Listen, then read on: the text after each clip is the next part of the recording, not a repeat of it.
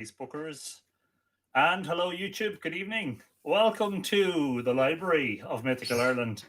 You're all very welcome along this evening. This is episode 11 of Mythical Ireland Book Talk. Tonight, we are talking about Newgrange, and it seems apt that we should do so, given that the monument has had a particular spotlight this week, which was the most wonderful thing, because normally for the solstice, 30 or more than 30,000 people apply for the winter solstice lottery. 50 names are drawn and 50 names on a reserve list in case some of those can't arrive. And 10 people per day over the course of 5 days get to go in and have a look at the phenomenon. This year, because of COVID-19, the chamber was off bounds, but cameras were installed and a wonderful live stream was broadcast all across the world on the internet. Fabulous, wonderful, brilliant. As it turned out, thankfully, they decided to do it over 3 days, which is clever because, if you do it on one day, that day is bound to be cloudy, as we saw with the closest approach of Jupiter and Saturn on the 21st, the Great Conjunction, when it was completely cloudy here, although we got some great views of it in the run-up to it. But anyway, the first of the 3 days turned out to be the best. The middle of the 3 days was totally cloudy. And the third of the 3 days, the clouds did interfere with the show to an extent. I hope you all enjoyed that, and I hope some of you got a chance to see it. Don't forget that it's all archived on the OPW website. And the link is there on the Mythical Ireland website at mythicalireland.com. So this evening, it wasn't my intention to be too serious, in fairness, because, it's the 23rd of December. We are now at the midway point between winter solstice and Christmas Day. Those two celebrations are imbued with analogous, similarities that we could do an entire episode on, absolutely. An episode of Live Irish Myths, perhaps. But we're not going to do that tonight. We're going to have a little bit of fun, I hope, and a little bit of relaxation. Before we kind of get kicked off, and before I read out, there's a few people saying hello, which is brilliant. I should just reflect, I suppose, on the year that's been. We're not finished the year, so don't worry. Don't forget that on Monday evening next at 8 p.m., episode 131 of Live Irish Myths will feature the wonderful Morgan Daimler, who is going to be joining me to talk about her excellent translation into English of Cot Moitura, the Second Battle of Moitura, the first scholar, as far as we're aware, in history to actually translate the whole thing, or to attempt to translate the whole thing. So that should be interesting. I hope you agree, and I hope you find it enjoyable. And you never know, we might get a chance New Year's Eve to close out the year with a bit of a celebration. In the meantime, it behoves me to say, or behooves, depending on where you're from, it behoves me to say a very warm thank you. I'm stunned, overwhelmed, greatly heartened, honoured, privileged to have been in the position since the first week of March to,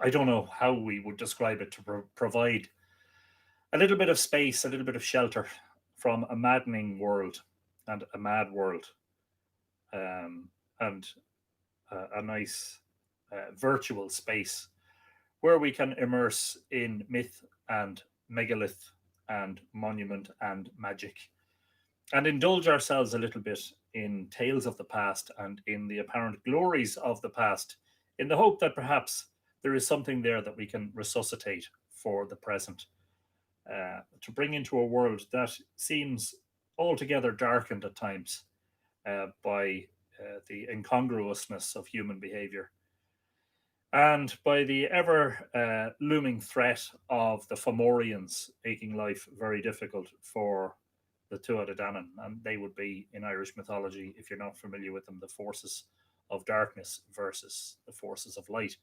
And our effort would be very much so, I think, aimed towards bringing some light from the old Irish stories and the monuments and the wonderful history and traditions and rituals of ancient Ireland into the present, in a way that is imbued with deep meaning, and in a way that resonates, and in a way that is genuinely resuscitative, revivifying, revitalizing, as I said, to a world apparently gone mad. We're not the first to suffer from pandemics and plagues. We are, however, the first apparently educated society where we can anticipate these things when we can actually take action against them, and where, of course, we have modern medical care to help us get through them. At the moment, that situation is worsening in this part of the world.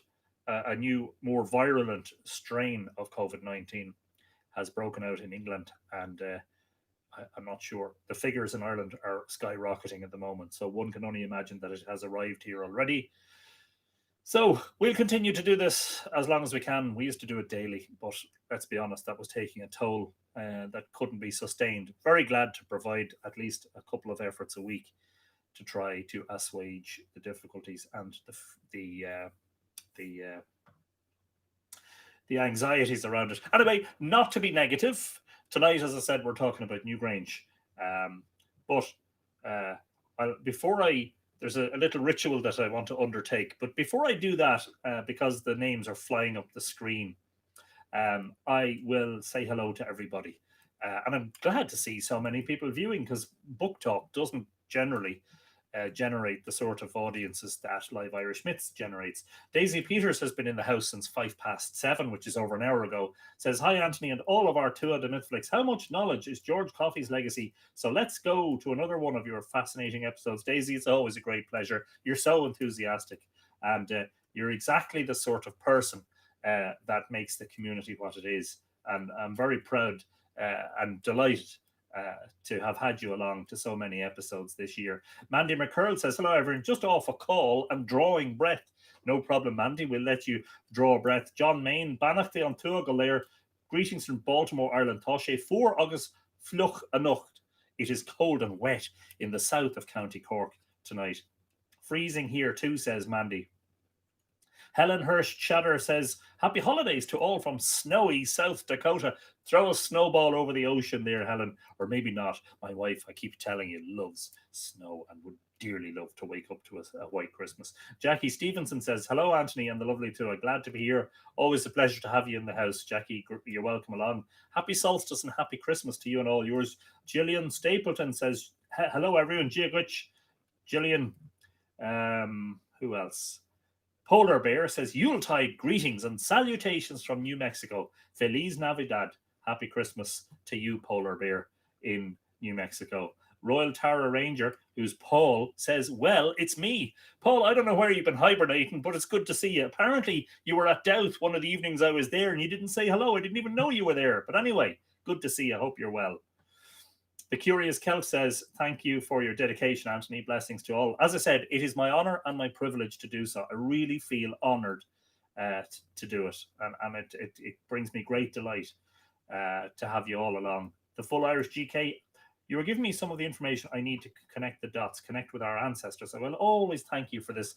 Yeah, well, the main thing is the Full Irish GK is always to follow the sources and the books and the manuscripts, because they are littered with gold. They really are. Diamonds and gold. Royal Tower Ranger says, I noticed no berries on the holly tree. What does that mean from a meteorological point of view, I wonder? Is it colder than usual or warmer than usual? Maureen O'Leary's in the house, says, hello, Anthony and all from northwest Minnesota in our first blizzard of winter. More bluster than snow, really. Wishing you all a very happy Christmas. And the same back to you, Maureen. Always good to have you in the house. Hope you're well. Office Care 36. The Woodsies in Monaster Boyce. Got the calendar yesterday. Finished for Christmas this evening. Merry Christmas. We are all done too. Completely finished our Christmas shopping, which is a day ahead of where we normally do. Come to West Cork, says John Main. Very berry here. Sue Prenter is in the house. Evening, Anthony. Looking forward to this evening's talk here in Fermanagh. Hello, Sue. Welcome along. Okay, and on Facebook, quite a number of people in the house, which is lovely. Yvette Tillema is the first of the commenters tonight. Says hello to a Giagrich, Yvette. Charlie Grover says good evening. Trononawat, Charlie. Rose Corraine says hi, tribe. Falcha Rose Steve Martinson says, hello, everyone. So glad to be here with Anthony and you all. Be safe and be well. Exactly, Steve. Sláinte. Deborah Clayton Yeager says, Merry Christmas. Nolag Hona Yeev Gulair. Anne Scott Doherty says, hello, everyone. Giaguch. And Kristen Murray Endre says, 2 days lucky on timing. 2020 is ending better than it started. Hope the same is true for everyone here.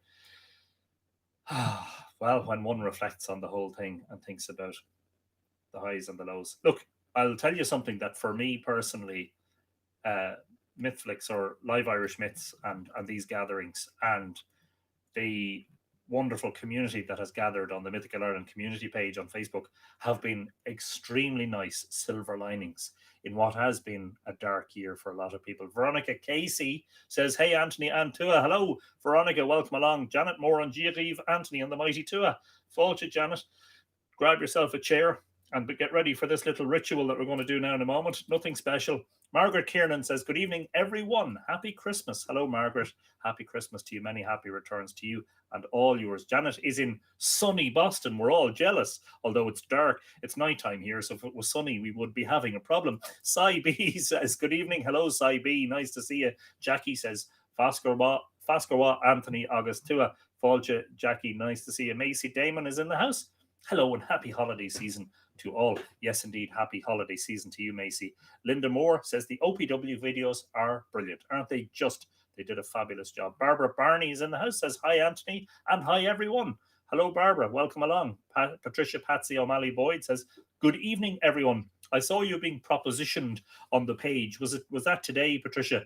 We had a couple of spammers who were responding to some of the females, suggesting that they get in touch privately. I did remove said spammers from the page. Robert Friend says, Fáilte, Anthony. Fáilte, Robert. Nice to see you. Rose Corain says, Merry Christmas. Yes, indeed. Many happy returns. Louise Sherrill says, Merry Christmas Eve. What an exciting time. Mary Burgess says, Merry Christmas to all and many happy returns. Anne McCallum, hello, Anthony and all the book talk lovers. Greetings from a somewhat mild but locked down southwestern Ontario. Notebook, pen and glass of alcoholic beverage at the ready. Good stuff.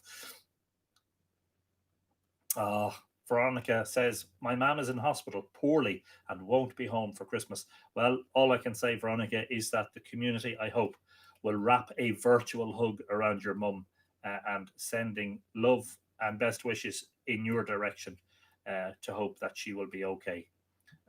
What else can I say without getting emotional? Barbara Murphy said, I knew I should have put the green F book at the top of my tree. No sound from Facebook. I'll keep trying. Yeah, maybe go, of course, unless you can lip read. Restart. Have you tried turning it off? As all of the IT people are so fond of saying, have you tried switching it off and switching it back on again? Esther David says, Merry Christmas. Thanks, Esther. Many happy returns. Thanks indeed. Robin Rickman says, hello and Merry Christmas from PA, Pennsylvania. Hello, Robin. Pennswood. Yes, I was in Philadelphia last year. Wonderful place. Patricia Patsy O'Malley Boyd says, greatly appreciated. That's part of the duty of the admin, is to try and make sure that people aren't doing things that they shouldn't be doing.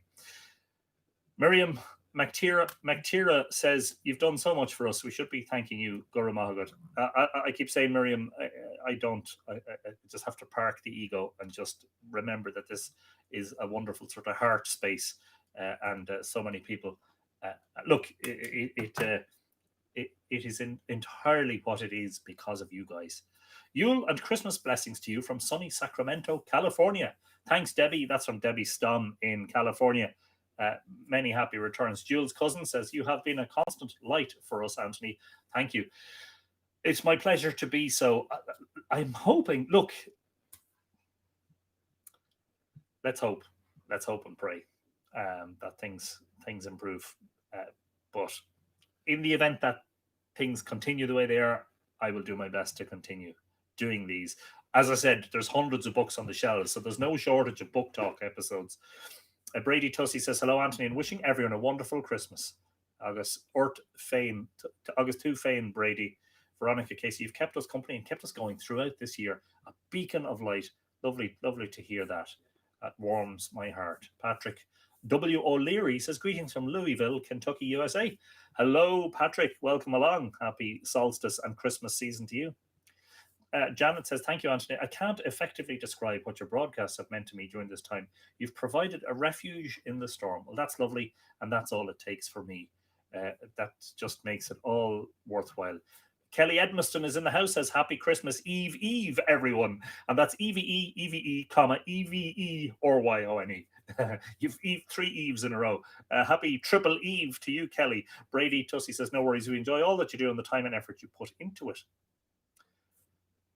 Jennifer Foley says, hello, everyone. Just on Ancestry, trying to figure out my Irish heritage.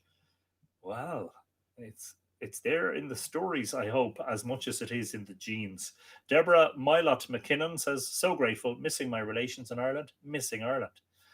That's another thing that I'm greatly privileged about, is the fact that I live here and so close to the Boyne Valley Monument. Sandra Pravisani says, happy Christmas from Italy. Hello, Sandro, sorry. Thank you, and many happy returns. Ciao.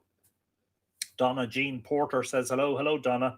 Shannon Donahue says, thank you for doing these talks. I'm a newcomer and enjoying them so much. Happy holidays from Haines, Alaska. A very good morning to you, Shannon. Thanks for joining us, and happy Christmas to you. And you have lots, if you're a newcomer, you have a lot of hours and hours of fun to catch up on. Margaret says, great, Anthony, great credit to you. This platform has been a positive place for this year of years. Light and powerful look to you. Thanks, Margaret. Many happy returns to you. Yvette Tillema, thank you, Anthony, for your brilliance and generous character. Mythical Ireland has enriched our lives in many ways. Now I'm going to get bashful.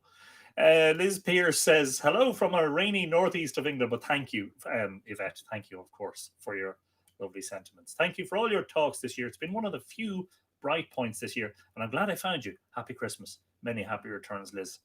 My pleasure and my honor. Breathless Dicer says, best wishes from Turkey. Nice to listen to you and the Myths of Ireland. Thank you and welcome along. Stacey Herman Lawrence says, hello all. We will be having a white Christmas for the first time in years here in Ohio, expecting 5 to 8 inches of snow. Nice one. Linda Ryan says, happy Christmas, Anthony. Your presentations have been such a light in these dreary times in Michigan this year. Thanks, Linda. I'm glad to hear that. Valerie Gallagher says, hello all. Giaguch. Barb Jordan says, hi all. Barb, I want to single you out. I'm almost sure, and I want to just say this for the record. I happened to watch or listen to the first ever episode of Live Irish Myths yesterday. And I think, and if I'm mistaken, and I apologize, I think you were the first person to comment on an episode of Live Irish Myths, and the first person that I mentioned as having commented. So you've been there right from the very beginning. So thank you for that, and of course to everyone else. But I think it just seems like a special thing to say that, you know, you were there on the very, very first one. I think you were the first comment. And if you go back and watch that episode, you'll see that for ages and ages, I'm literally talking to myself because there's nobody commenting, because it was just getting started, you know. It's a funny thing to watch, and so little interaction at the beginning of it. But I think yours was the first name. I'm pretty sure. And apologies if I'm wrong about that, but I don't think I am. Valerie Gallagher says, I just got some West Cork whiskey. Well, that ties in nicely to the little ritual that we'll do in a moment. Gina Zalar Fisher says, hi from North Country, New York. Hello, Gina. Welcome along to Live to Book Talk. You're welcome. Mariana Dunn says, greetings and blessings, dear Tua. And Anthony from Virginia, always a pleasure to see you, Mariana. Marianne Uber says, hello from Arizona. Hello, Marianne. Good evening. Welcome. Happy Christmas to you. Alan Taff, hello from Avignon, out of hospital. Thank you for your show. Brilliant to hear it, Alan. Best wishes for a continued recovery. And Sláinte, great health for Christmas and the new year. Helena Breen says, hello, good evening all. Thank you for all that you do. Fly the flag for the Danube. Absolutely, and a lovely thing to do. Thanks, Helena. Dan Holden says, happy holidays. Many happy returns, Dan. Tom King is in the house. Evening, Anthony, and all the friendly to a dram topped up and a slice of pudding. Yes, it's that time of year. Seasons, greetings to all. Brilliant stuff, Tom. Great to see you as always. Valerie Gallagher says, good health to you. Thank you, Valerie. Many happy returns. Uh-oh, somebody wants to collect something now, and I'm not available to collect.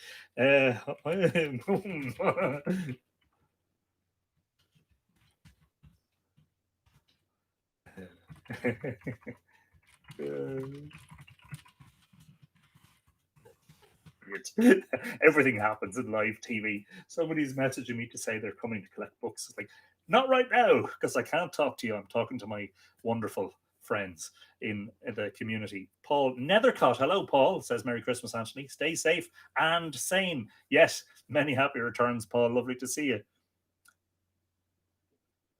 Rogue Vulcan says, evening? Lol, it's mid-afternoon. Yeah, it's 21 minutes past 8 p.m. here in Ireland. Oh, here's Neil and Mary in Coatbridge, Scotland, laying off on the Fian Jarrag, saving it for Christmas Day. Cafe agus té anocht. Coffee and tea tonight. Nullig honna to you, your family, and all the great to from Neil and Mary. Many happy returns. I will be having a dram, and I will raise my glass to you. Paul Alborl says, Merry Christmas from Daphne, Alabama, on the AL Gulf Coast.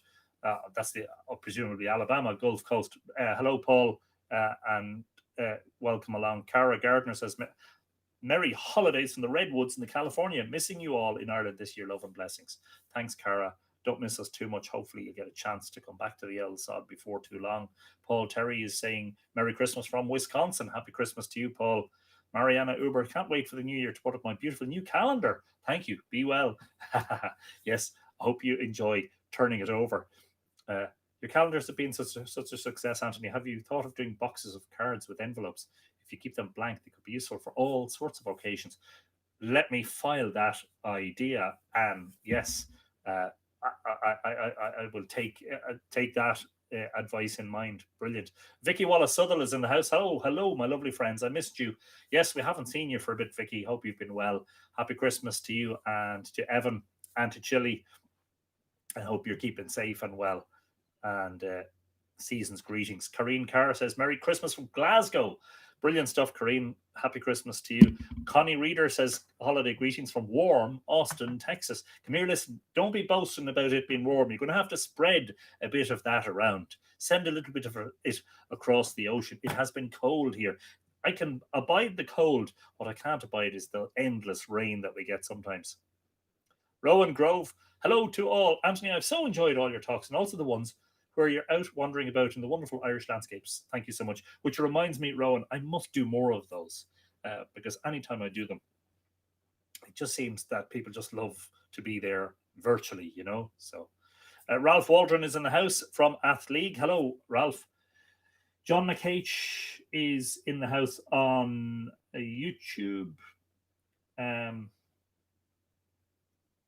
Who else? Did I miss anybody? Sorry, Joan McH. I do apologize. Merry G&T season to one and all. It's been so long since I caught a live due to work. Have a wonderful Christmas season, Anthony, and all. And here's to a safe, healthy, happy New Year. Many happy returns, Joan. I work in a bookshop and can confirm there are plenty of titles out there for you to review. Wink, wink. I can't wait. Don't mention bookshops. I've run out of shelf space again. Storm's End says Merry Christmas. Many happy returns. Anyone else that I'm missing? I don't think so. Brilliant. I think we're all... Okay, so I want you to help me make a choice.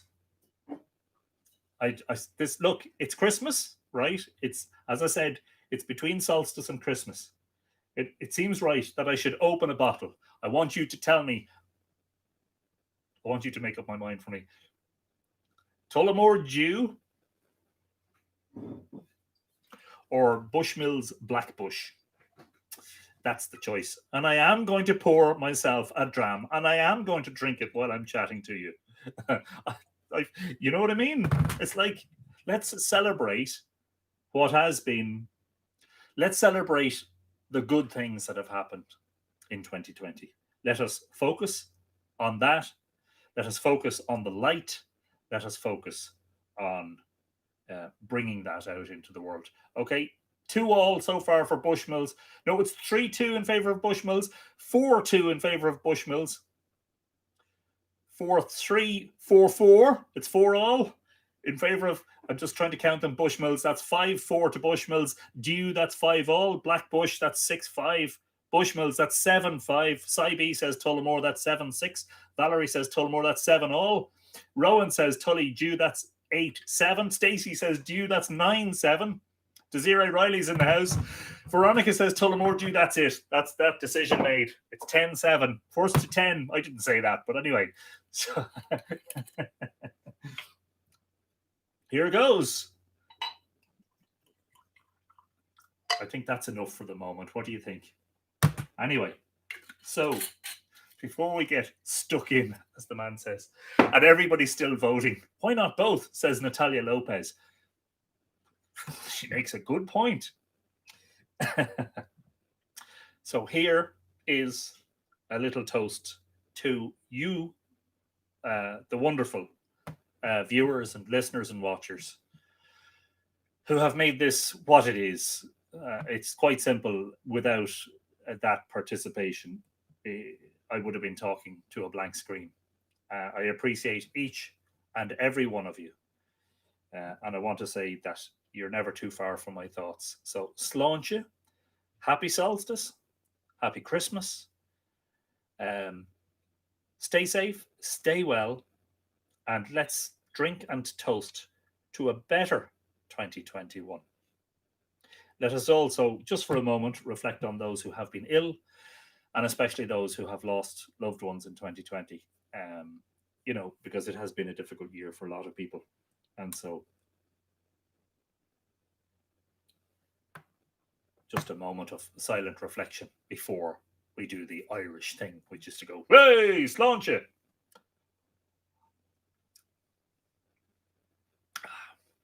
That is like honey on the lips. That's what that's like. That is good stuff, that's a good dram.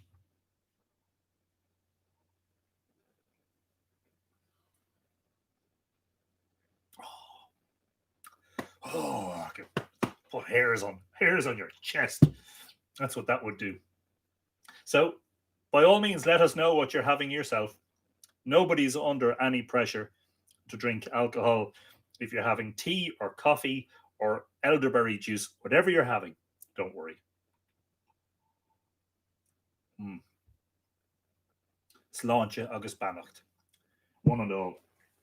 Anyway, at 27 minutes and 15 seconds, I should be getting on with the show, shouldn't I? And we are talking tonight about George Coffey's book, Newgrange. I'd nearly sort of give up, ditch the whole idea of talking about books at all and just have a bit of crack. But sure, look, maybe we'll do that. Maybe we'll try to organise something for New Year's. So, very quickly, let's go over. Coke Zero says Donna Jean Porter, brilliant. Rowan Grove is having some Tullys, brilliant stuff. McClellan's, Miriam says, McClellan's, is that Islay whiskey? Sounds nice. Charles Matthew is saying hello from New Hampshire. I knew I was saving my last dram of Tullamore for something special. Sláinte, says Linda Ryan.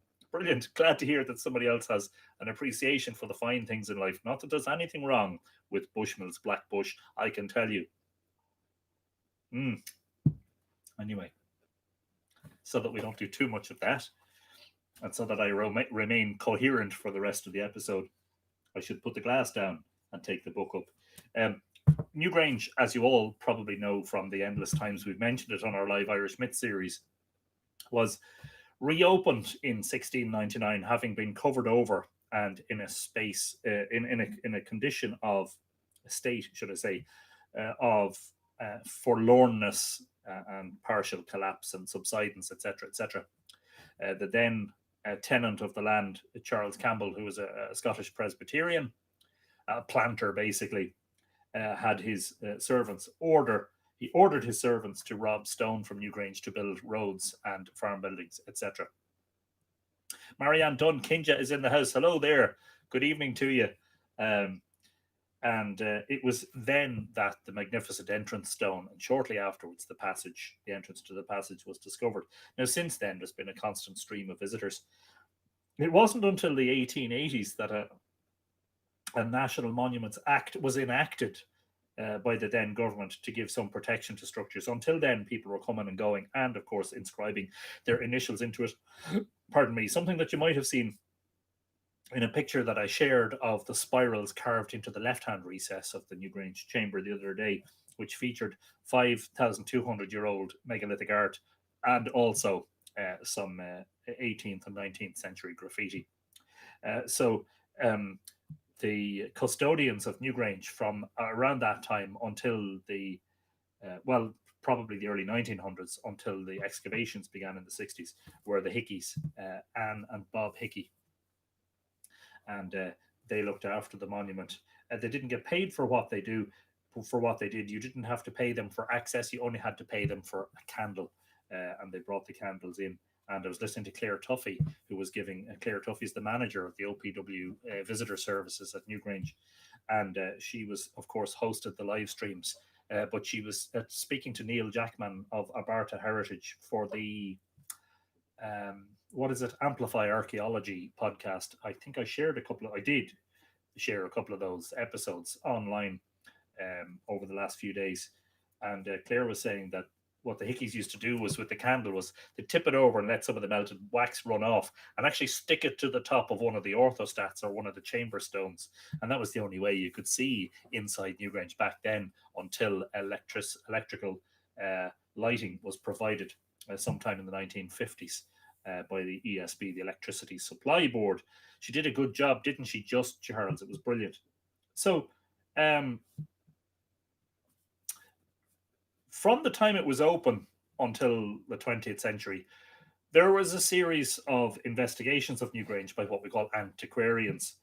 A lot of these were British, so the Welsh antiquarian Edward Llwyd, the likes of Charles Vallancey, Governor Pownall, etc., etc. It wasn't until the 20th century that we began to see what we might call proper archaeological investigation. And that began really with George Coffey, sort of the closest thing you would get to a hybrid between what was antiquarianism, and their excavations were terrible with regard to the sort of standards that we would expect of today's excavations. They were more vandals than anything. Well, the best hybrid would be William Wilde, who was the father of the very well-known poet and playwright Oscar Wilde. William Wilde was, for a time, the keeper of antiquities at the Royal Irish Academy, and those antiquities were later donated to the fledgling the National Museum of Ireland, where everything that was previously in the keepsake of, or in the safekeeping of, the Royal Irish Academy is now in the National Museum. Well, some of those attempts, like we've spoken about Charles Vallancey. Vallancey wrote, according to some of his peers, a great lot of nonsense. At the same time, he, I believe, made a very valuable contribution and was one of the earliest to propose an astronomical alignment for Newgrange. However, serious scholarship really only began in the 1900s, and it actually began with this man, with George Coffey. So for a moment, what I am going to do, Paul Gowan is in the house. Kelly says, give Claire my love. She inspired me while I was there. Yes, absolutely. And Claire has been working at Newgrange for, I think it's 35 years or something like that. And she has been the manager for a great long time. And it's a difficult job and a stressful job, dealing with all the public and the staff and the schedules and everything else. And of course, the occasional nutter or two. There are all sorts of people that Newgrange attracts. For an example of that, you only have to look at the video from, I think it was 2016, when a young gentleman stripped off completely naked and climbed up onto the top of the monument. There you go. Anyway, I'm going to read the foreword, because the foreword is by Glyn Daniel. I have mixed feelings about Glyn Daniel. You'll know, if you've read my Mythical Ireland book, that this is the gentleman who dismissed all of the 1960 folklore about Newgrange, unwisely, in my opinion. But anyway, the great prehistoric chamber tomb of Newgrange lies in the bend of the Boyne, north of Dublin and west of Drogheda. It is one of a group of prehistoric tombs forming one of the great cemeteries of ancient Europe. Coda says hello. By the way, he may well be wondering, where is my dram? Later. I'll give you a drop of whiskey in your grub later. Just do me a favour. Just keep it down. Be a good boy. It is one of a group of prehistoric tombs forming one of the great cemeteries of ancient Europe. Until the end of the 17th century, it was a huge grass-covered mound, and then the chamber tomb was found. Edward, I'm not entirely sure about my pronunciation of Lhwyd, but I'm led to believe it's Edward Llwyd, keeper of the Ashmolean Museum at Oxford, was travelling in Ireland at the time and wrote in a letter dated 15th of December 1699.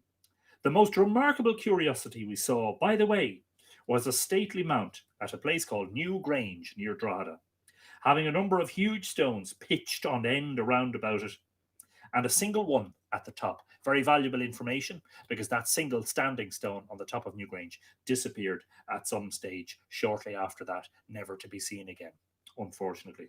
That is the one I think is in the Dunshanicus, referred to as Lech Ben, the stone upon which the Matha, the great monster, was dismembered and thrown piece by piece into the Boyne. The gentleman of the village, one Mr. Charles Campbell, observing that under the green turf this mount was wholly composed of stones, and having occasion for some, employed his servants to carry off a considerable parcel of them, till they came at last to a very broad, flat stone, rudely carved. Interesting how the language of the day, rude, just because you don't understand it, you label it as rude. It is the most beautiful stone anywhere in the world. I challenge you to find a more beautiful one. And placed edgewise at the bottom of the mount. This they discovered to be the door of a cave, which had a long entry leading to it. Thus was discovered, and these are Daniel's words now, one of the finest megalithic monuments in the world, and one of the earliest and most remarkable examples of early architecture in Western Europe. The last 2.5 centuries have seen much speculation about the name and nature of the Newgrange chambered mound. Edward Llwyd himself, percipient and brilliant antiquary that he was, thought the site was pre-Roman, quote, some place of sacrifice or burial of the ancient Irish. You mightn't be too far wrong about that, by the way, he wrote. Others thought it was Danish or Phoenician or Egyptian or Druidic. Sir Richard Colt Hoare, who travelled in Ireland in the early 19th century, was inclined to attribute this singular temple to some of the Celtic or Belgic tribes who poured in upon us from the continent of Gaul. Yes, early descriptions, Paula, of Newgrange and the great monuments of the Boyne referred to them as caves. In fact, even into the modern era, like you would still, they'd be very elderly now, but you would still encounter people who say that they used to go out on their bicycles from Drogheda to the caves, but they are actually passage tombs. The first person to describe, or as I like to say, they are she, the first person to describe Newgrange objectively and to study it in its widest European contexts was George Coffey. Coffey was born in 1857 and died in 1916. A student at Trinity College. We made it home. Evan is laughing at that last remark, says Vicky. A student at Trinity College, Dublin, intended to be a lawyer. His antiquarian interests prevailed. In 1897, he became curator of Irish antiquities in the National Museum of Ireland and the first keeper. He was, in other words, he was a successor to William Wilde, who had earlier held the same position for the Royal Irish Academy. He was also professor of archaeology in the Royal Hibernian Academy. A man of wide interests and great learning, he was described in his obituary in the Journal of the Royal Society of Antiquaries of Ireland as a notable figure with, quote, striking presence, flexible intelligence, as fine mental quality, and power of lucid and eloquent exposition, unquote.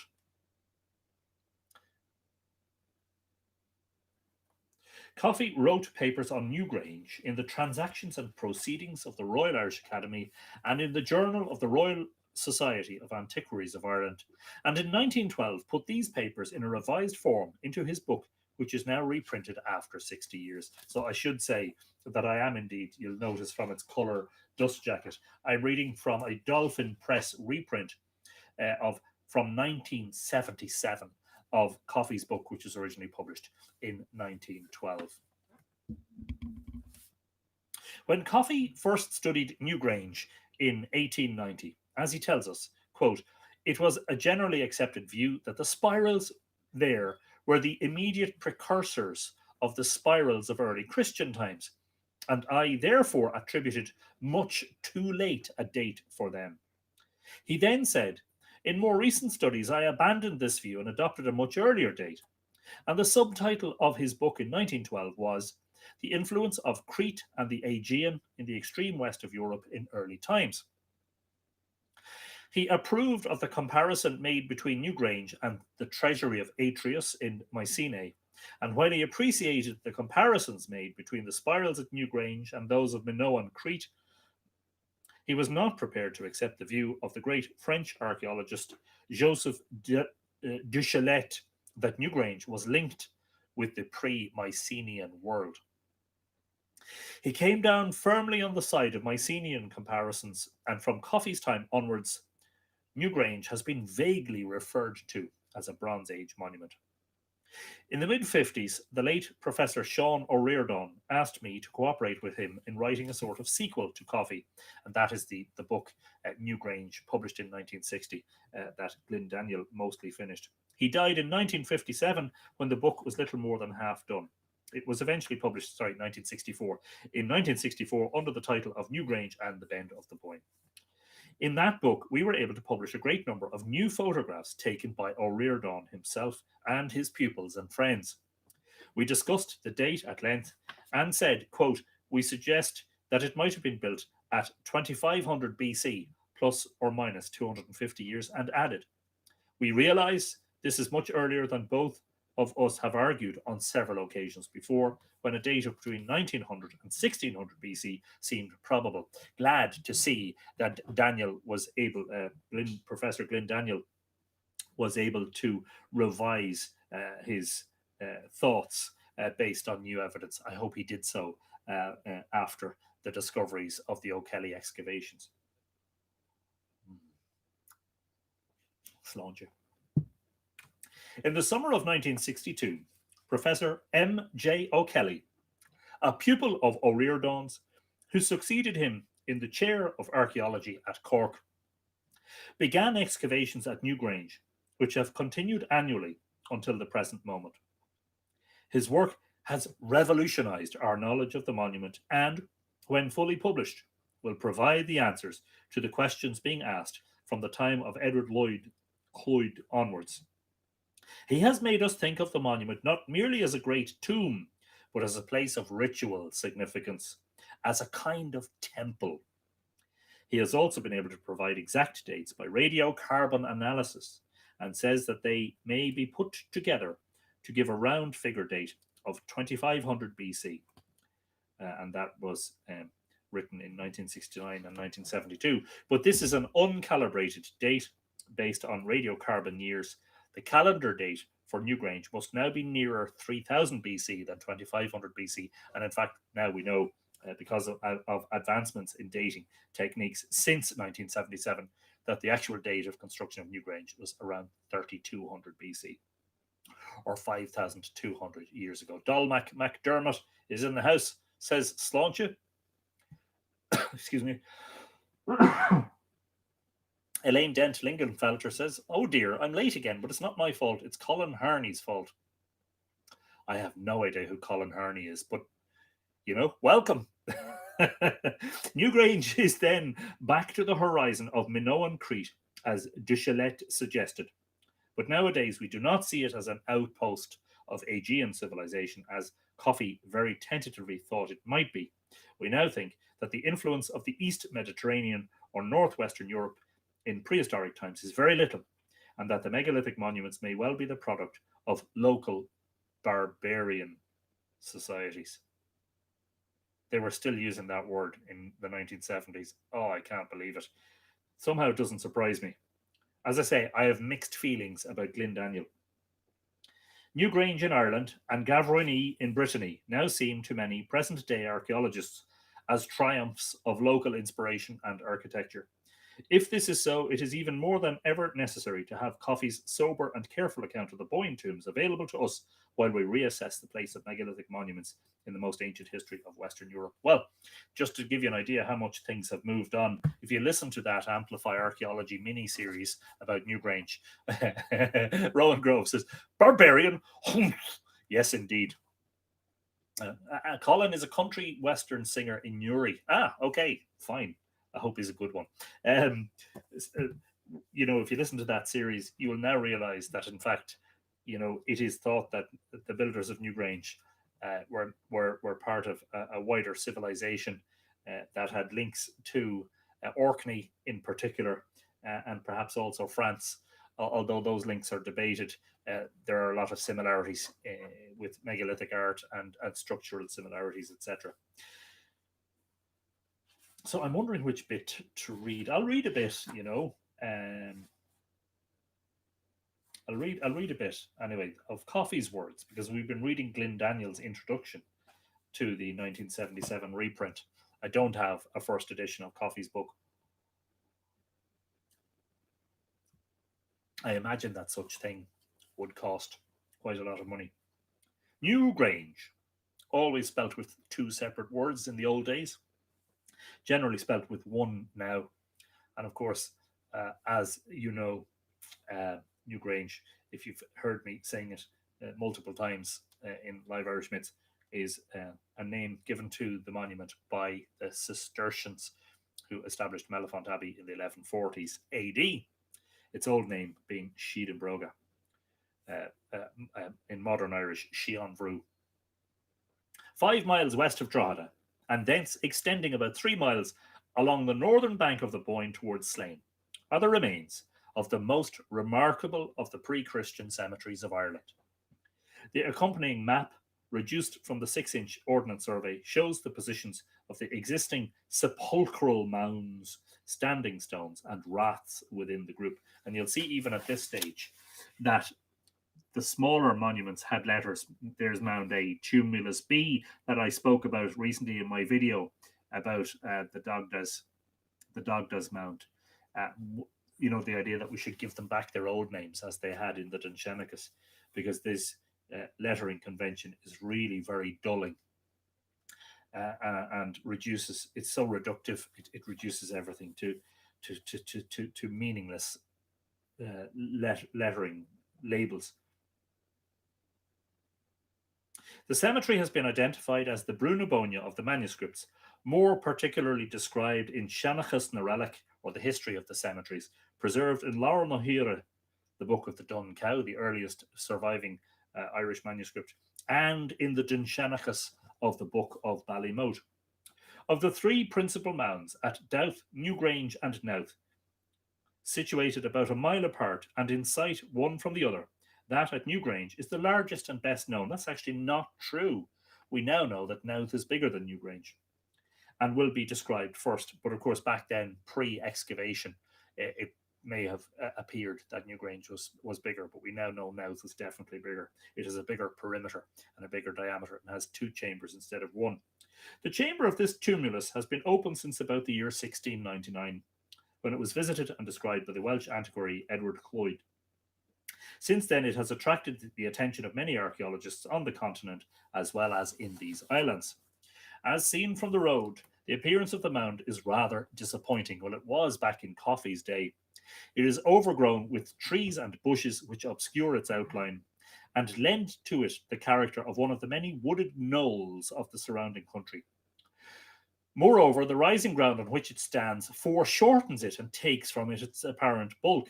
Indeed, the great size of the monument cannot be realized until the visitor has walked around it. A few yards outside the base, the tumulus appears to have been originally surrounded by a circle of standing stones, 12 of which may still be traced. 4 of these stones, forming portion of the circle near the entrance, are of great size, measuring respectively in height 7 feet, 6 feet 8 inches, 8 feet, and 6 feet above the ground, and in girth 18, 20, 19, and 15 feet. These 4 stones are shown in figure 1. Of course, we now know that they're a Bronze Age edition. They weren't actually built at the time of the of the monument itself. They were a later addition. The rest are smaller in some cases, but a foot or two above the ground, with the exception of one on the east side, which appears to have fallen down and is now level with the surface. It measures 11 feet in length. The interval between the three stones at the entrance, where the circle appears unbroken, measures 30 feet from centre to centre, and will be found to go nearly exactly into the distances between the other stones, giving about 35 stones to the circle. In other words, when it was complete, it possibly had 35 members. It is possible that the circle was never completed, but the regular manner in which the existing stones are placed would indicate that they have not been set up, at random, but form portions of a circle which originally consisted of or was laid down for 35 stones. Inside this circle, a ditch and rampart, mainly of loose stones, runs around the base of the mound. It is difficult to say whether or not this is part of the original structure, and of course we know from the excavations that were carried out later by O'Kelly that was mostly stone that had slipped off the cairn over time. For the greater part of the circumference, it is well defined, but less so at the east side, for a portion of which it may be said to cease. The mound or tumulus itself consists of an enormous cairn of loose stones, heaped within a curb of great stones, 8 to 10 feet long, laid on edge, and touching end to end, over which a thin covering of grass has grown. A similar arrangement is found at Douth and in the cairns of the Loughcrew Hills. In plan, the tumulus is circular. It isn't actually, as you saw from my photo today, the aerial photo, the Happy Solstice photo. It is actually heart-shaped and covers an area of about 1 acre, or, taking the circle of the standing stones, nearly 2 acres. The greatest diameter of the mound measures 280 feet. Its present height is 44 feet. On the plan is a curiously constructed cell marked D, apparently of Christian origin, possibly a hermit's, but concerning which nothing is known. And in fact, the later investigations of Newgrange propose that is the. I shared a photograph of it within the past week, the famous Newgrange Folly, believed to have been built in the 18th or 19th century for who knows what purpose, because follies quite often, well, they have different purposes, don't they? Could it have been an ice house? Could it have been some sort of retreat for the landowner where he could go and sit in silence for a while? Who knows? What has been proposed is that it was made from stone robbed from Newgrange that was lying around in the cairn slip. And indeed, if you look at the stones of the Newgrange Folly, they are mostly rounded, which suggests they were water rolled, and a great deal of the stones in Newgrange were water rolled stones that had been fetched, retrieved, and brought to the monument to build the monument from the bed of the nearby Boyne River. The somewhat flattened top, and he's talking about Newgrange, also found at Knowth, is not an unusual feature in such structures. A retaining wall or revetment of dry rubble, some 5 to 6 feet high, is built immediately on the base stones. This retaining wall, I have been informed, is a modern feature and was made in the time of Mr. Tiernan, a former tenant of Newgrange, and still today. Kathy May Deo is in the house. Hello, Kathy May. Happy Christmas. You will see the old photos of Newgrange and people commenting on Facebook, oh, how authentic it looks and how beautiful it looks. And we did address that in an episode, I think episode 80 was it, about the reconstruction of Newgrange. That revetment was probably less than 100 years old at the time of those photographs. It was a modern addition. The entrance, it will be noticed, is clearly marked by the curving inwards of the curbstones. The same feature is strongly marked in the larger cairns on the Loughcrew Hills. We usually think of the entrance of a tumulus as concealed when the chamber was covered in. It is evident from the manner in which it is marked by the curving inwards of the curbstones that this was not so in the case of passage tombs such as at Loughcrew and Newgrange. It is probable that the more prominent tombs were set apart for particular families or persons.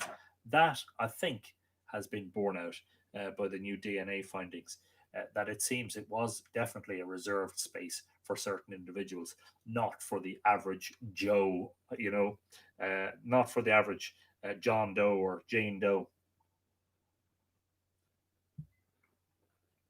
The tumuli we are speaking of, it must not be forgotten, are grouped in cemeteries and imply a more or less settled state of society.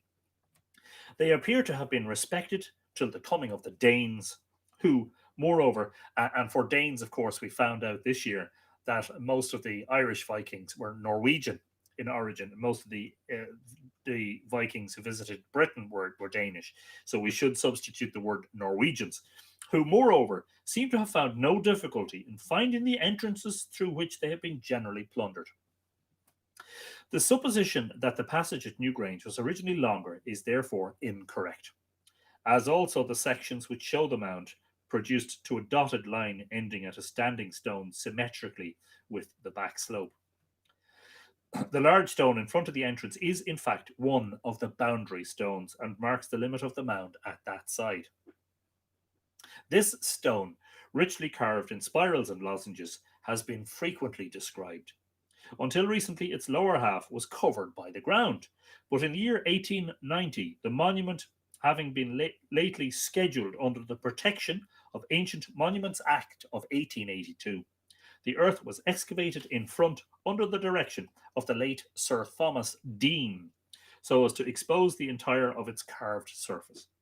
Sir Thomas Deane's investigation brought to light two additional richly carved stones in the boundary circuit, and it is probable that further examination will add to the number. The two stones referred to are marked A and B on plan figure 2 and will be more particularly described later. Pits have been sunk before them so as to expose the carving in a similar manner to the entrance stone. The sides of the mound where it had ravelled out of the entrance were at the same time trimmed and faced with dry walling. This takes somewhat from the sentiment of the monument, but may have been necessary for its protection. Yvette is asking, when was the mound covered or hidden? We don't actually really know, but O'Kelly proposed that, in fact, a great deal of the material from the cairn had progressively, over a series of episodes, fallen out over the edge and covered the curb and the entrance within 5 centuries of the monument having been built. So, in other words, by the time the Bell Beaker culture is arriving into the Boyne Valley and the early Bronze Age is beginning, Newgrange has already been sealed up. And they would have us believe that the monument was sealed up until 1699 for a period of about 4,000 years. There is one dispute about that, and that is the fact that in the annals, there's a specific reference to the caves of the monuments being plundered, which has led some archaeologists to suggest that they must have been entered in the time of the Vikings. That is recorded as occurring in 862 in the 7th century AD. But 4,000 years ago, imagine. Which makes, we've discussed this on episodes of Live Irish Myths, which makes it all the more remarkable that beliefs about the sun shining in there should have apparently survived over a period of 4,000, more than 4,000 years into the modern era. Having sufficiently described the general appearance of the tumulus, we may enter its sepulchral chamber. Immediately in front of the entrance, and between it and the carved boundary stone already mentioned, lies a large flat stone, forming a sort of sill to the opening of the passage.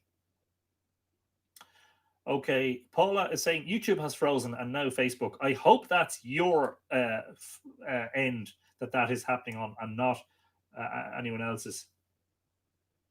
Just want to at this point try and catch up in case there are any questions. Don't say the F word. Fault you. We can say that F word. Lar Herbert is in the house. Hi all. Hi Lar. Happy solstice and happy Christmas to you. Sandy McNabb is here. Hello, Sandy.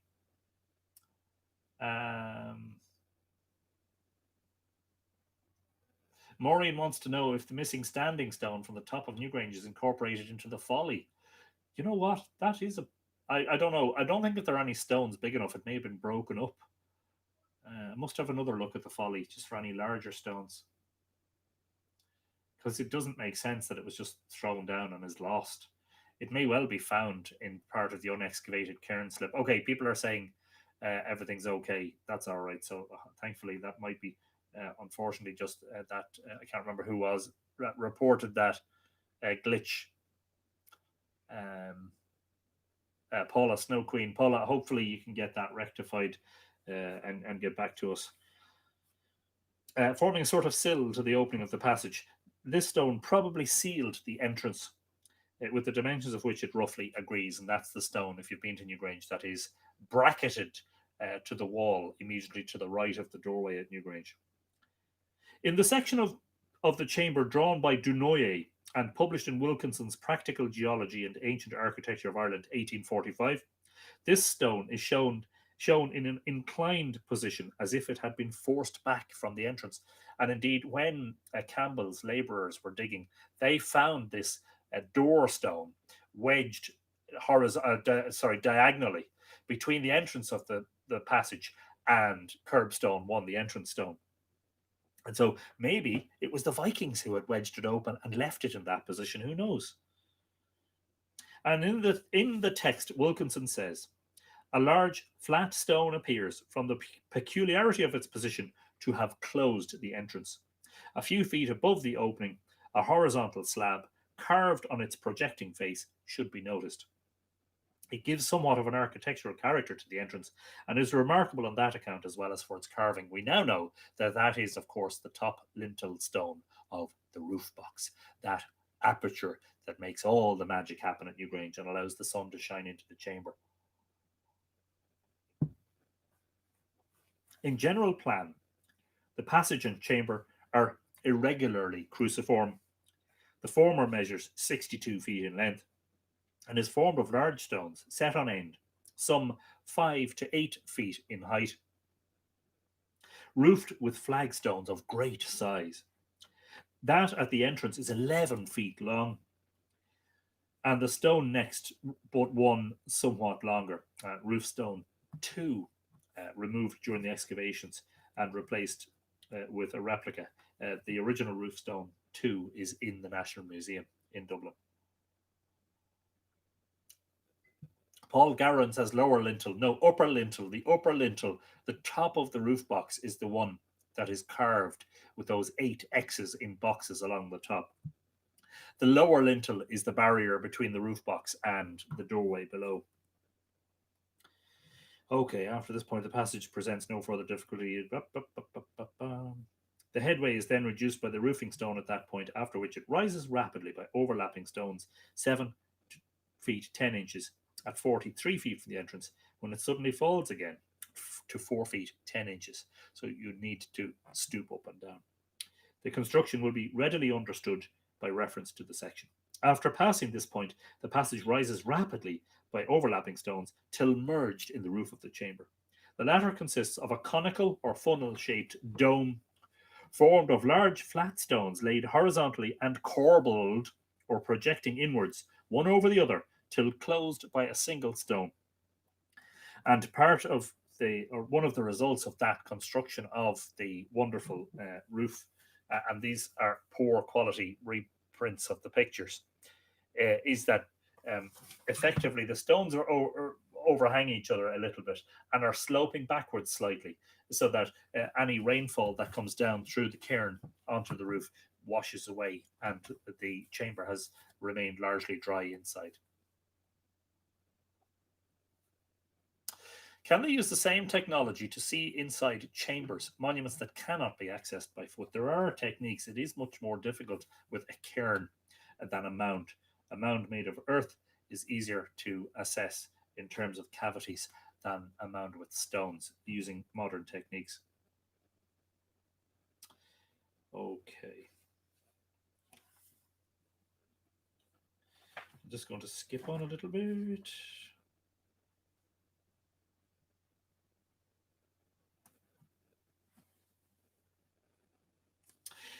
The reader is now sufficiently acquainted with the general features of the tumulus to follow with interest some of the previous notices of the monument.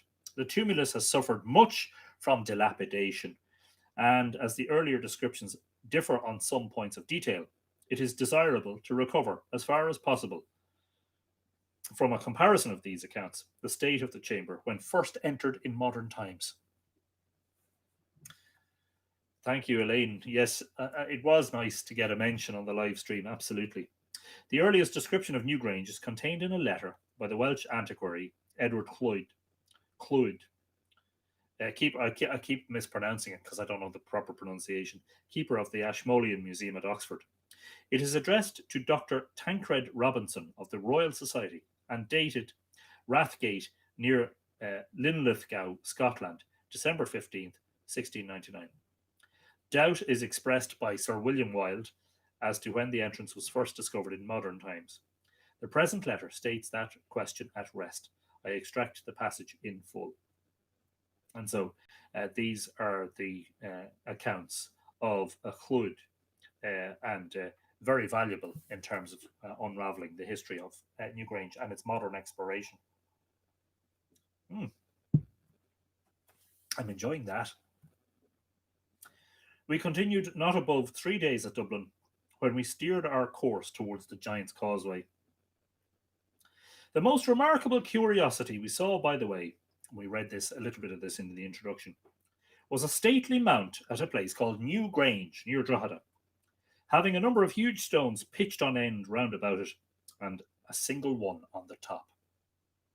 The gentleman of the village, one Mr. Charles Campbell, observing that under the green turf this mount was wholly composed of stones, and having occasion for some, employed his servants to carry off a considerable parcel of them, till they came at last to a broad flat stone rudely carved, and placed edgewise at the bottom of the mount. This they discovered to be the door of a cave, which had a long entry leading into it. At the first entry we were forced to creep, but still as we went on the pillars on each side of us were higher and higher, and coming into the cave we found it about 20 foot high. That must have been incredible to be, the first explorers into Newgrange in the modern era. Possibly since the Bronze Age, or at least since the time of the Vikings. Angela Robin Perez says hi from Tijuana, Mexico, or hola. Hello, Angela. Feliz Navidad. Happy Christmas.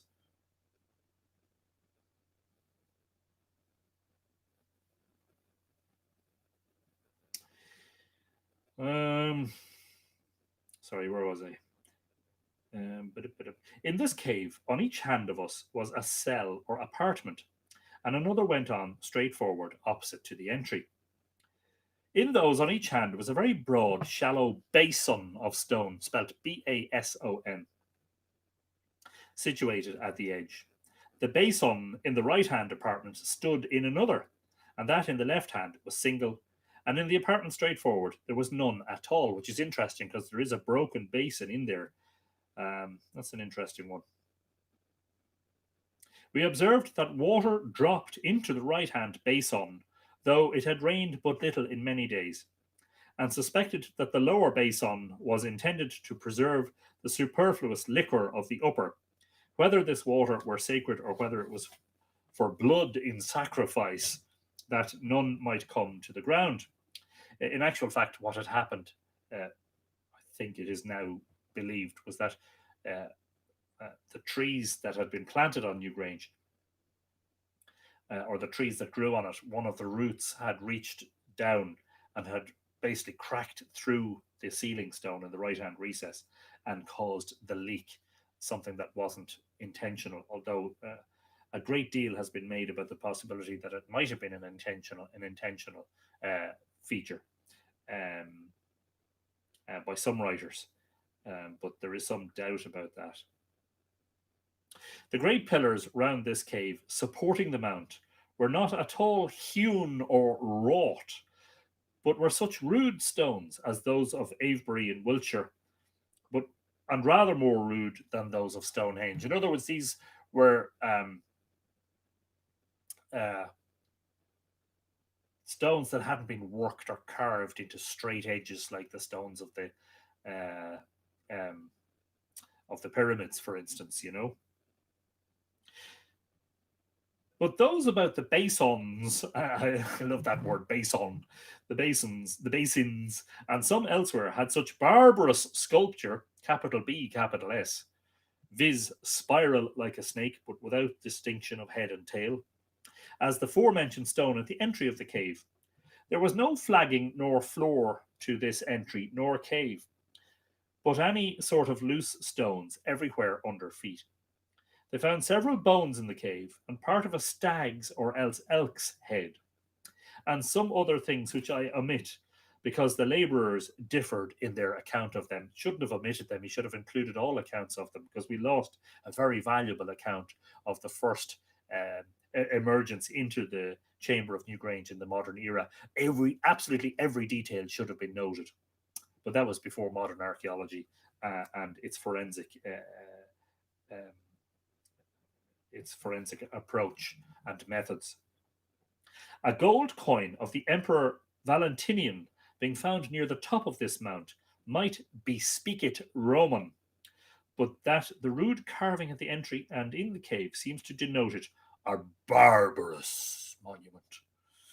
So the coin proving it ancienter than any invasion of the Ostmans or Danes, and the carving and rude sculpture barbarous, it should follow that it was some place of sacrifice or burial of the ancient Irish.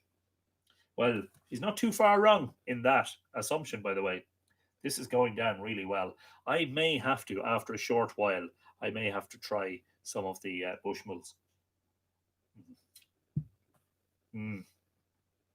Oh, delicious. In a letter written some 3 months later, addressed to Rowlands and dated Sligo, March 12th, 1700, page 336, and published in the latter's Mona Antiqua Restaurata, Dublin, 1723, Cloyd appears to have returned to Ireland in the meantime, repeats the description in nearly the same words. The particulars given are not, however, quite so full as in the former letter. It is, therefore, unnecessary to quote it at length. Angela Robin Perez wants to know what I'm drinking, and I'm glad to show you again. I just opened a bottle of Tullamore Dew, triple distilled Irish whiskey. Connie Reader says, barbarian indeed, history is written by the winners. Let me just check YouTube. Owen Graw says, Merry Christmas to a, wish I could say it in Irish, from Jordan in Iowa. Don't worry, that's good enough. Happy Christmas to you, and welcome to the episode. Joan says, I swear the engineers and builders of the tomb were total geniuses. How incredible they were. We cannot compare anything modern with their knowledge and production. Fantastic. Yep, I would agree with that. The stone on top of the mound is mentioned in these words. The mound or barrow is, quote, of very considerable height, encompassed with vast stones pitched on end round the bottom of it, and having another lesser standing at on the top. So, in other words, it would appear that the standing stone on the top of Newgrange was smaller than the curb stones and the great circle stones. Does that mean it was something more like, for instance, Leofoil at Tara? Who knows? The state of the floor of the chamber is thus described. Under feet there were nothing but loose stones of every size in confusion, and amongst them a great many bones of beasts and some pieces of deer's horns. These passages are worth quoting as tending to make more definite the statements of the previous letter as to the stone on top and the state of the chamber. Sir W. Wilde does not appear to have looked up Lloyd's first letter in the Transactions of the Royal Society, and so fell into the error of describing the extract from the letter, published in a collection of such papers as were communicated to the Royal Society, referring to some curiosities in Ireland, Dublin, 1726, also in the abridged series of the Philosophical Translations, Volume 5, in both cases without a date. As a paraphrase of Mr. Cloyd's essay published in the Mona Antiqua. It is really 3 months earlier. Moreover, the second letter omits all mention of the discovery of the entrance by Mr. Campbell. Also, the important statement concerning things said to be found in the cave, but as to which the labourers differed, which fixes the date of the discovery of the entrance as shortly before Clwyde's visit. The next account of Newgrange is found in Molyneux's discourse concerning Danish mounds, forts, and towers in Ireland, published in 1725. It is accompanied by a plan of the chamber. Molyneux had visited the tumulus and speaks from his own observation. His estimate of the height of the mound is, however, strangely astray. He states it is 1,000 feet in circumference at the bottom. No, that is definitely a severe exaggeration. The flat surface at the top, 300 feet, and that it rises the perpendicular about 150 feet. It is not necessary to quote Molyneux's general description of the entrance and chamber, but some of his statements deserve attention. Quote, the bottom of the cave and entry, he states, is a rude sort of pavement made of the same stones of which the mount is composed, not beaten or joined together, but loosely cast on the ground only to cover it. Along the middle of the cave, a slender quarry stone, 5 or 6 feet long, lies on the floor, shaped like a pyramid. That once, as I imagine, stood upright, perhaps a central stone to those placed round the outside of the mount, but now 'tis fallen down.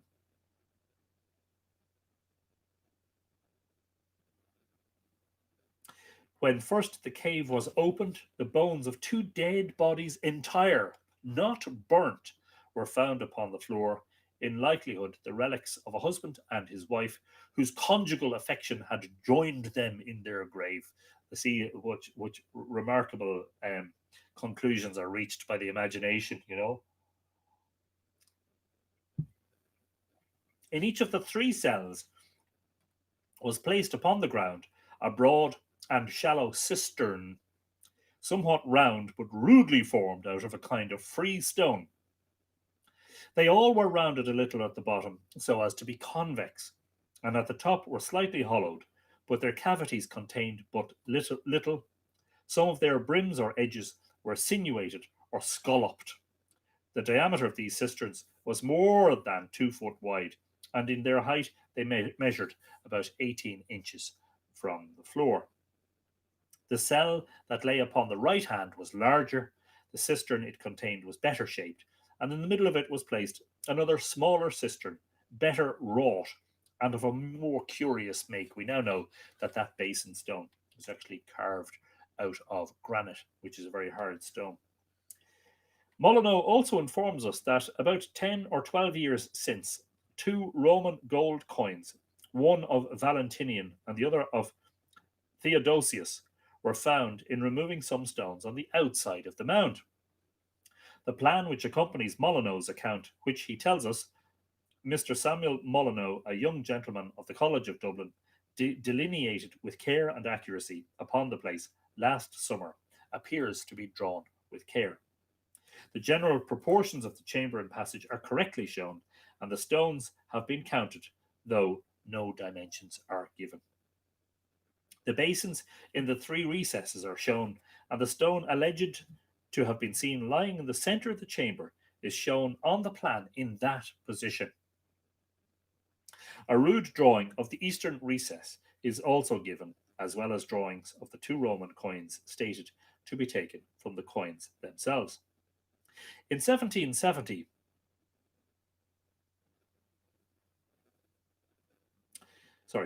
Governor Pownall, who had lately visited the locality, read a paper before the Society of Antiquaries on the sepulchral monument at Newgrange, presented in Archaeologia Volume 2.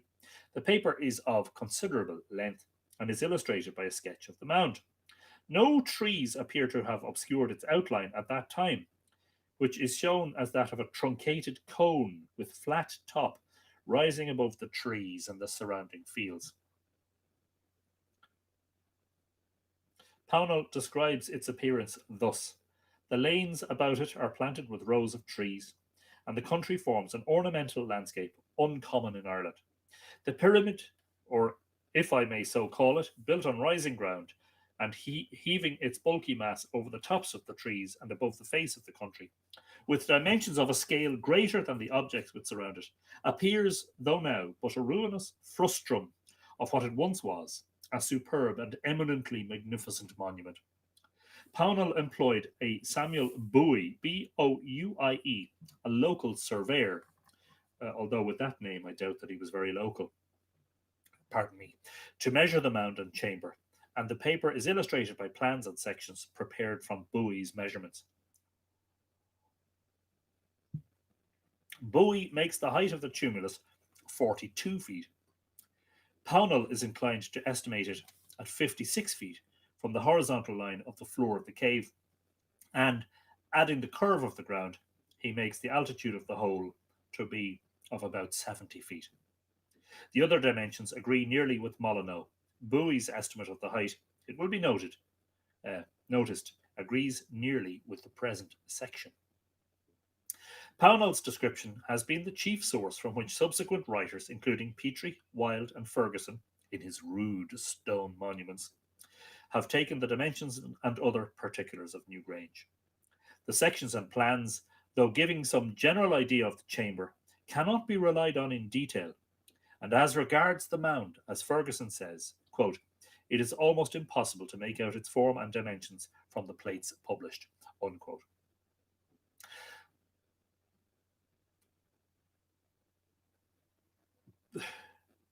Pownall makes no mention of the stone which Cloyd says stood at the top of the mound. The pyramid, he adds, in its present state, is but a ruin of what it was. It has long served as a stone quarry to the country round about. I'm laughing at Dolmac McDermott's comment. All the roads in the neighbourhood are paved with its stones. Immense qualities have been taken away. All I can say is that Bowie is not a name that I have ever heard in the vicinity of Drogheda. So I doubt, as I say, very much that that individual was of local extraction, shall we say.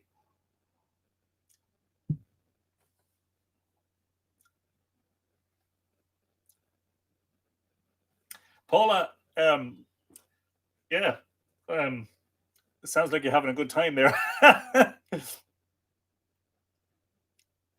Easier to see it on YouTube because of the flipped angle, says Desiree.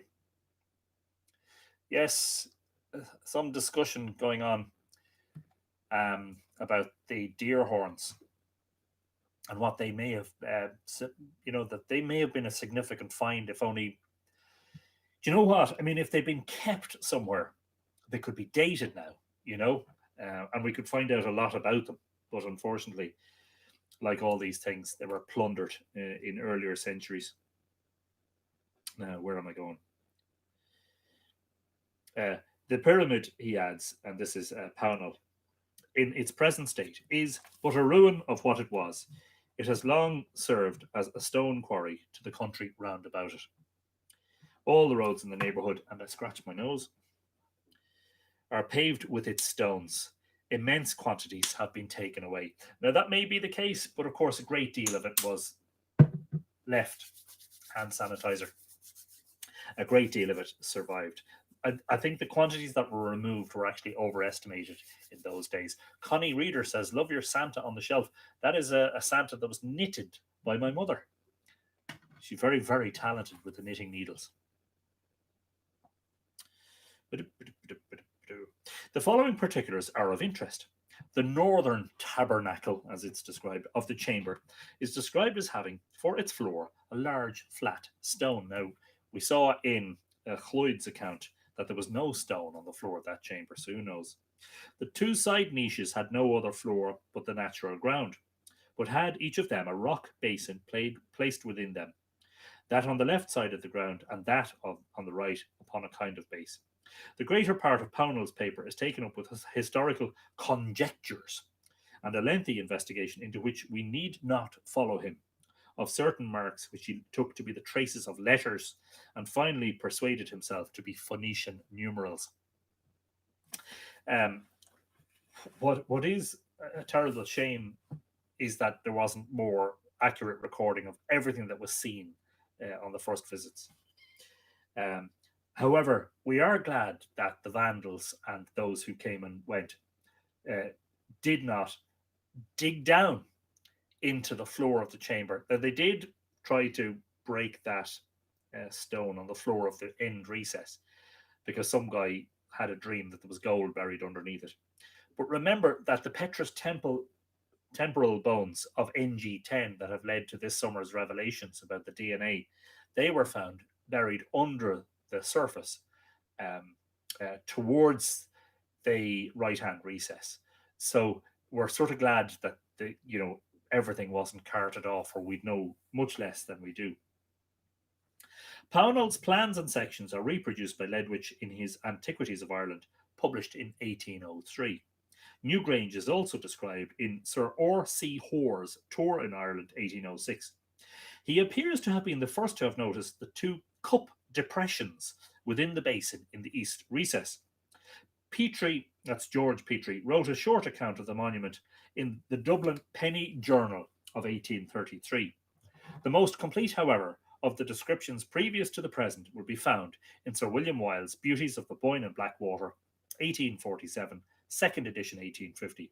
The illustrations, with one exception, are from drawings by Mr. W. F. Wakeman. Sláinte. What are we talking about, you two? And the snowman, what's that about the snowman?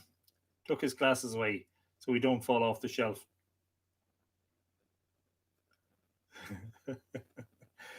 Desiree, we all seem to get a bit distracted when we drink during an episode. How much fun we would have together. Do you know what? Look, before we kind of conclude, and I realize it's an hour, well, it's an hour and 26, but we did spend a lot longer doing introductions tonight. Look, it behoves me, because there was almost an equal vote for the Bushmills Black Bush. It behoves or behooves me, depending on how you say it, to also open the Bushmills and to give it a taste. Oh, hang on. There's a bit of unwrapping of the paper on the lid that needs to be done first. And we will do that. Yes, so tonight's episode has a dual purpose, a triplicate purpose actually, one for each spiral. A, to say thanks for the year that's been, B, to read about Coffey's Newgrange, and C, to do a whiskey tasting. And so we're cracking open the Bushmills. It's not a good idea to pour it into the same glass, because the taste may be somewhat tainted. But we'll have a wee taste of the Bushmills immediately after the Tullamore Dew, and we will shortly give our considered opinion about which is the better. Oh yeah, that's nice too. That smells good.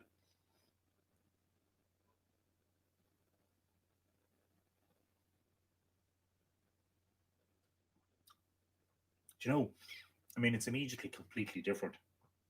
I think it's more oaky, but it is actually equally nice.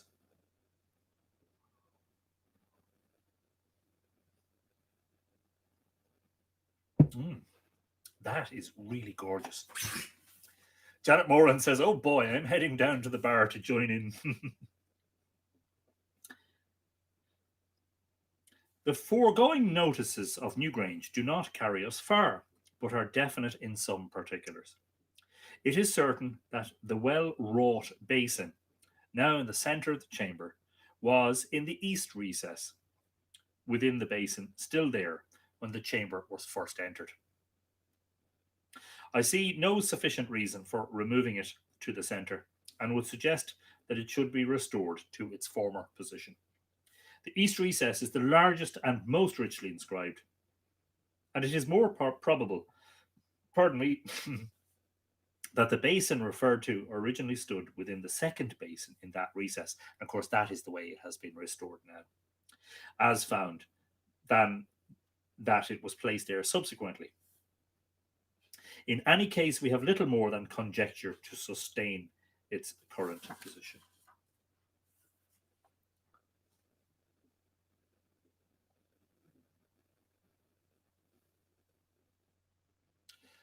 Wonder if we're going to get a tune, says Veronica Casey. Well, new Mythical Ireland whiskey Scotch tastings by Anthony, says Desiree. Well, interestingly, yes, when we run out of mythology to talk about, and we eventually run out of books after 900 episodes, we could do some whiskey tasting episodes. I have to be honest. Wendy wants to know what will win. I'm definitely edging towards. I mean, I've had there's a friend of ours who gives me a bottle of this exact bottle as a Christmas present every year, and I've been very fond of it. But my good friend and co-author Richard Moore introduced me to the Tullamore Dew recently. It's got I don't know, it's got a more refined taste, I think. There's something a little bit rougher about the Bushmills, if that makes sense. And the Bushmills is gorgeous, don't get me wrong.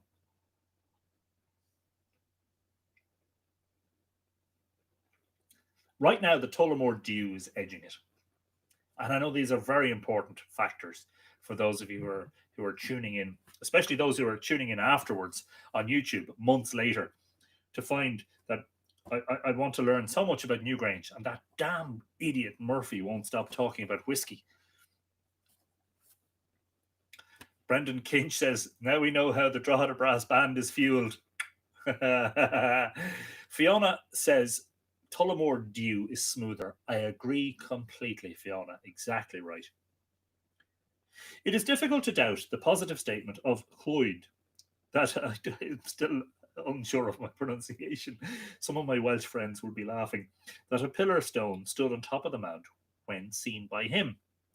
But no trace of this stone existed in 1770, nor has any been found since.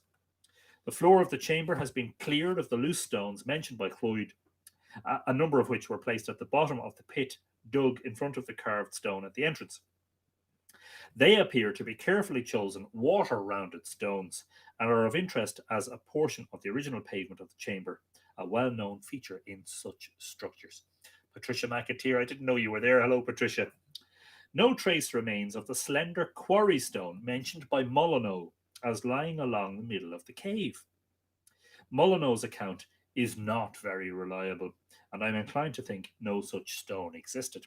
Controversial remarks by Coffey, but of course Molyneux was long dead at that stage. Clwyd does not mention it, and it is not likely to have been removed. It is possible that the stone which has fallen forward at the right-hand side of the north recess, and which is not unlike that shown on the plan given by Molyneux, may have been confused in his mind as to position. The bones of two dead bodies said to have been found upon the floor are sufficiently accounted for in the bones of beasts mentioned by Clwyd, which in the imagination of the peasantry may have assumed the definite form of two dead bodies entire. Of course, we know that the process of burial of the Neolithic is not to bury dead bodies entire in a chamber and to let them rot in there, as so to speak, pardon my vulgarity. But in fact, they likely practiced a form of sky burial and dismemberment, and of course many of the bones were cremated. So what ends up in the chambers of the passage tombs of the Boyne Valley and Sligo, etc., are fragmented and disarticulated remains. It is not probable that, if any definite information were given as to the finding of human remains, so careful an observer as Clwyd would have omitted all reference to the matter, and that much is probably true. So far then, to the description of previous writers help us in the restoration of this interesting monument. I fear we must wait for the exploration of some less despoiled tumulus to throw more certain light on the subject. And all we have done up to this point is read from the first chapter of Coffey's book. It is a very valuable record of a moment in time, coming between those early encounters with Newgrange, which are so full of exaggeration and doubt and speculation, and the dawn of the archaeological era, which gave us so many of the actual facts of the monument. That Coffey's account is a sort of a unique snapshot in time, a time before the monument was subject to excavation and part restoration, a time when some of the traditions of the past were still alive in folk memory. And at a time when we were much less certain about, for instance, the date than we are now. So just for comparison, there's a photograph of the entrance to Newgrange before the excavation and restoration. You'll see this is after Dean had fully uncovered the entrance stone with its lavish carvings. And you'll see above the entrance, the roof box is completely filled in with soil. So it was impossible pre-excavation for the sun to ever shine into the chamber of Newgrange. But yet the folklore said that it did. And along the top of the roof box is the top lintel, which is carved. You won't see it because it's not in great detail there, but is carved with a series of 8 crosses in squares. This revetment or dry stone wall was apparently added by Bob Hickey sometime in the late 19th and early 20th centuries. So people look back at the old photographs and say, oh, doesn't it look so lovely? It's not an authentic view. It is not an authentic restoration of the monument by any means. However, you might also argue that this post-excavation photograph is just as far from the truth of Newgrange, because all of the stone either side, remember this was set back a little bit to allow visitors over the footsteps to come in and enter the monument.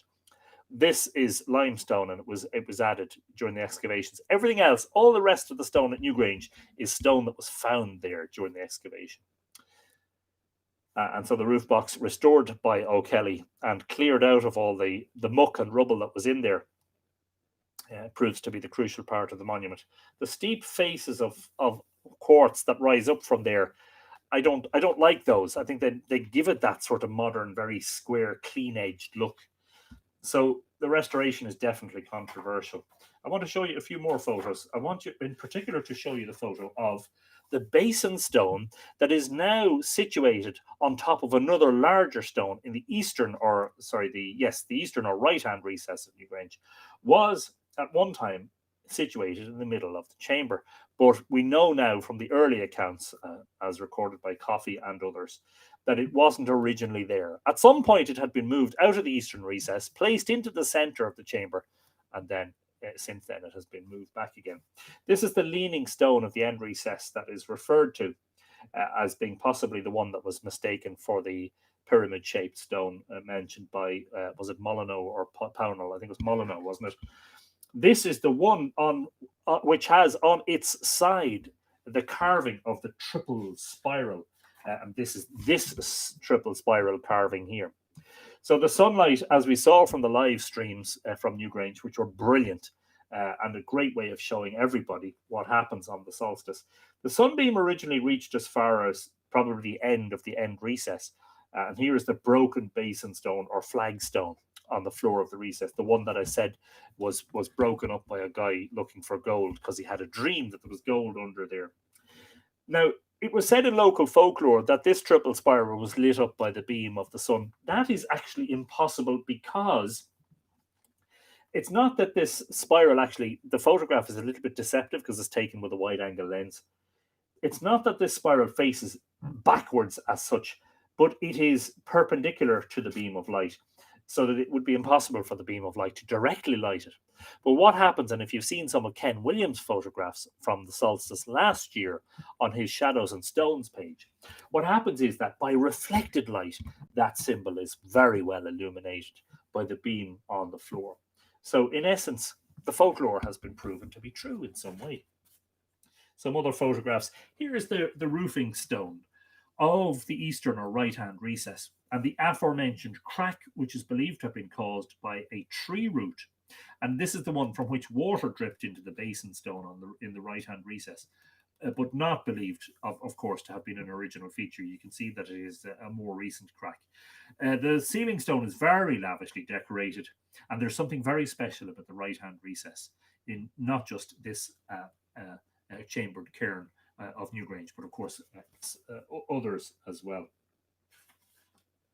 Here is orthostat, I think it's L19, with its. Some people say this is the guardian stone, and what they see here is some people see the eyes and the mouth and the little nose there. Some people see the owl, and of course the Cailleach in one of her representations is said well, like the owl is the Cailleach Icha, and she's said to screech at night. And another orthostat there, which is very, very close to the junction of the passage and chamber, which is decorated with chevrons.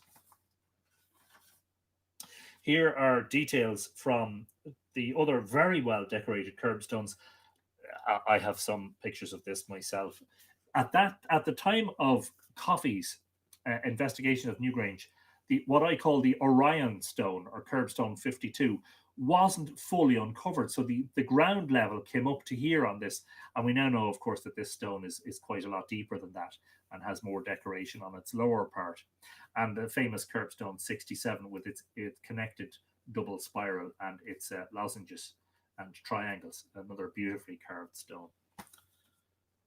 What about water mirrors, says Catherine? They don't really, I think that's a lot of that is conjectural. And I wonder about that because I don't think it's very practical. Water mirrors, but what do they do, you know? I mean, is not the beam penetrating into the chamber spectacular enough without having the idea? The problem with water mirrors is that the beam actually strikes the floor, you know? So if you put a basin, even if the basin's only 12 inches high, if you put a basin stone on the floor, you're actually only blocking the light.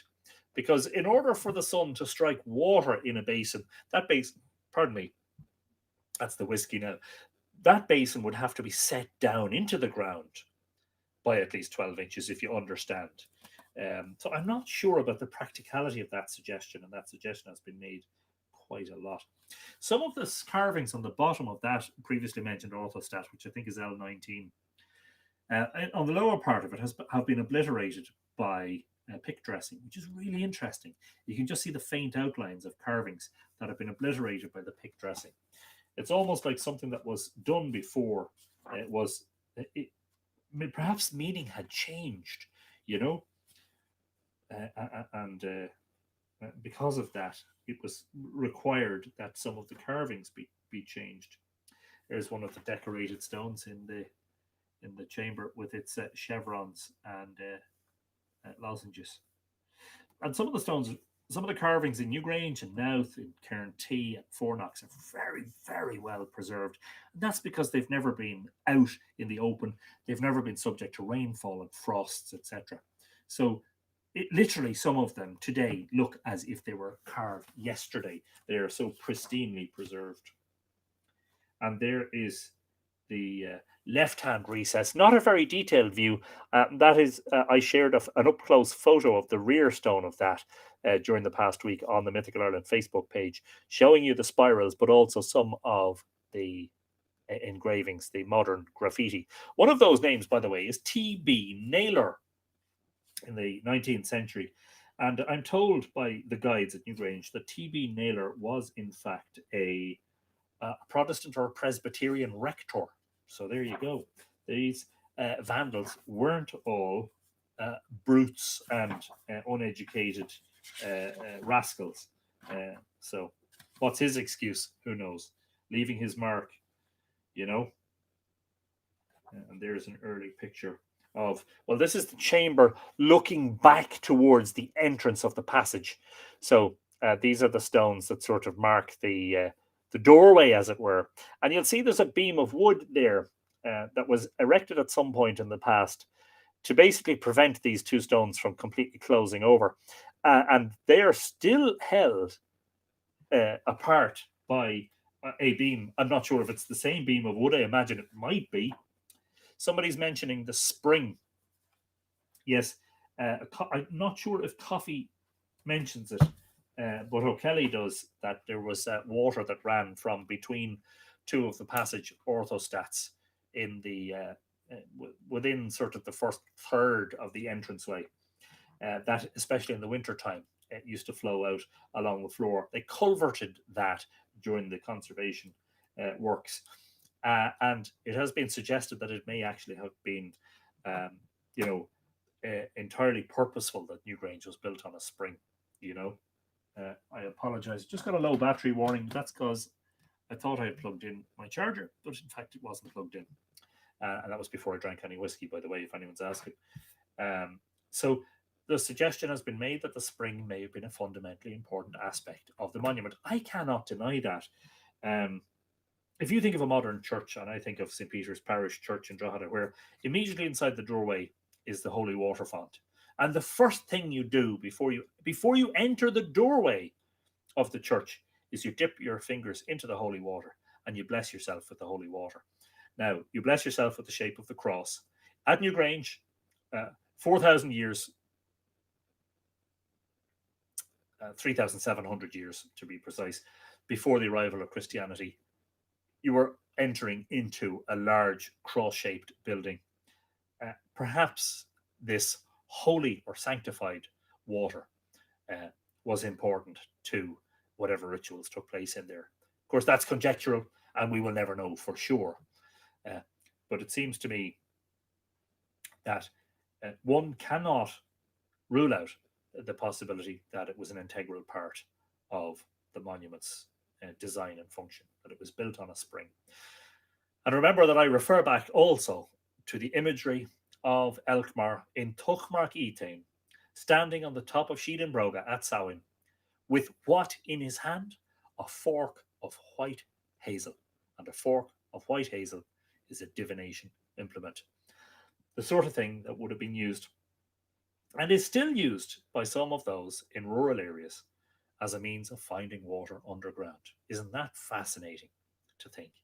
You know, it's just unfortunate that Tuchmark Etain doesn't mention the standing stone on top of Newgrange, because the fork of white hazel, or the rod, is also a symbol of kingship, and one wonders if there wasn't a medieval influence in the story there, that Elkmar, that the story of Tuchmark Etain wasn't embellished at some point in the medieval period with imagery of kingship ritual and the inauguration of kings, and it wouldn't be at all surprising to find that there was a stone on top of a mound at which a king was inaugurated.